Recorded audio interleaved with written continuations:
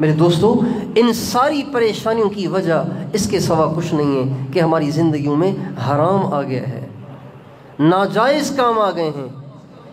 بہت سے ایسے ناجائز کام ہیں جن کو ہم نے ناجائز سمجھنا ہی چھوڑ دیا ہے۔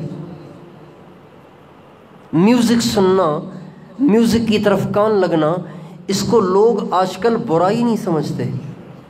آئس کریم بیچنے والا بھی آئے گا نا، والس آئس کریم، ایک والس آئس کریم بکتی ہے، وہ آئے گا نا تو وہ میوزک بجا کے آپ کو آئس کریم بیچے گا۔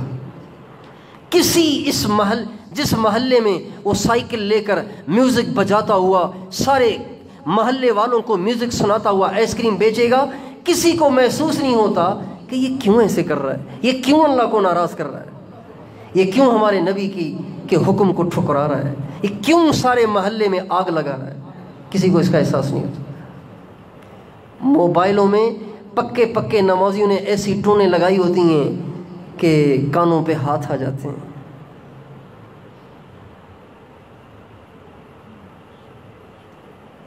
اتنی میوزک سے الفت ہو گئی ہے، اتنی مانوسیت ہو گئی ہے، اتنا انس ہو گیا ہے کہ اب میوزک سن کر دل کو وحشت نہیں ہوتی، میوزک سن کر دل بے قرار نہیں ہوتا، بے چین نہیں ہوتا، اللہ کے عذاب کا، اللہ کی ناراضگی کا اندیشہ نہیں ہوتا۔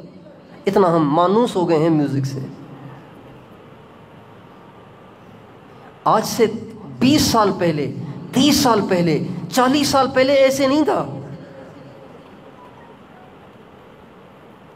دینداروں کی شادیوں میں کوئی دروازے پہ بھی ہاتھ مار کے بجانے کی کوشش کرتا تھا تو وہ چیختے تھے، کیا کر رہے ہو؟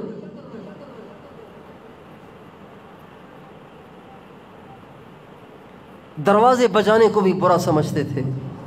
اب ہر جیب کے اندر میوزک کے آلات بھرے ہوئے ہیں، احساس ہی نہیں کہ کیا ہو رہا ہے، اللہ کتنا ناراض ہوگا اس سے۔